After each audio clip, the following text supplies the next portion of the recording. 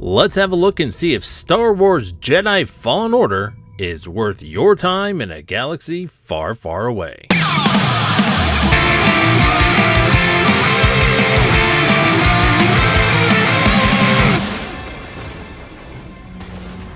I'll start with a couple of questions.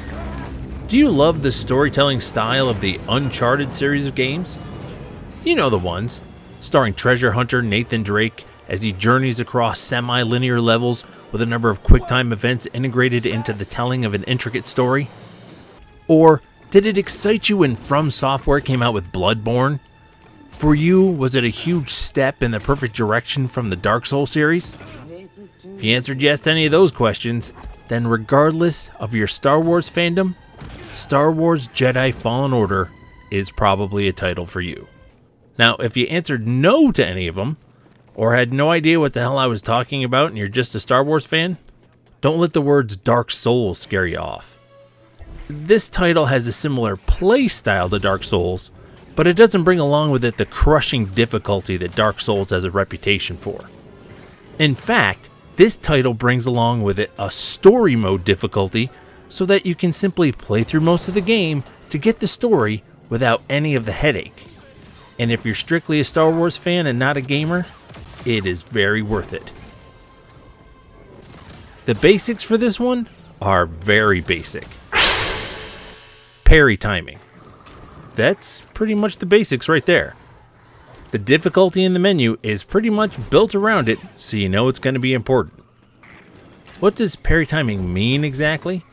Well, to put it simply, it means this game is not going to be a button masher. To get a little deeper, a parry is a way to deflect or block an incoming attack, so your timing with incoming attacks is what's key during fights in this game.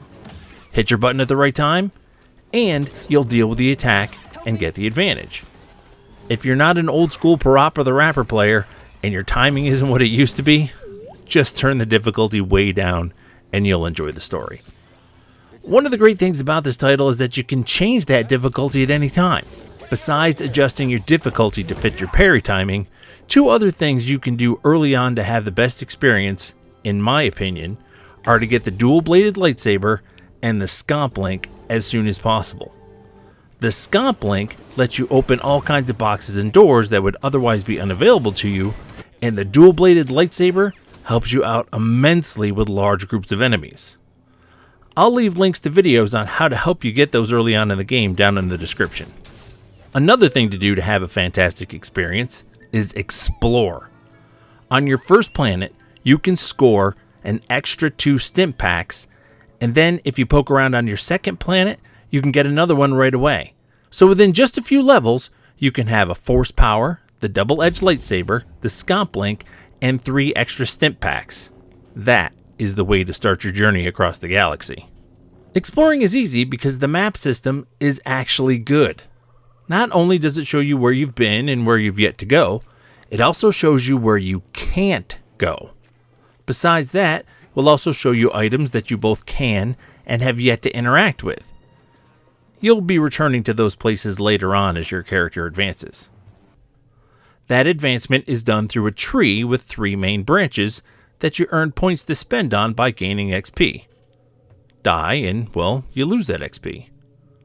You can, however, get it back by confronting the enemy that defeated you and striking them.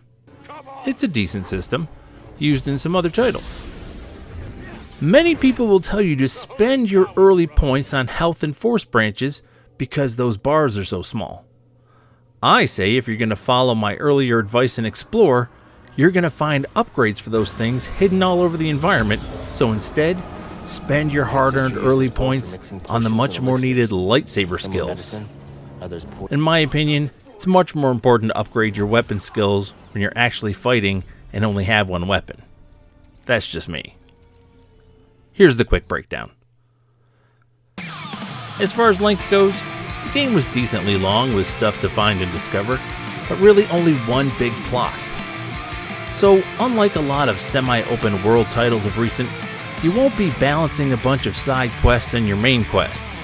There's really only one storyline to follow and that's it. But it's a good story, so don't worry. For me, it took some getting used to as far as play goes. The parry system might be a game killer for some, and the controls will take some getting used to, using the L3 button to open doors, for example. Oh, and there's a delay between pushing the button and the action happening on screen, which can get irritating with both parry and the use of stim packs.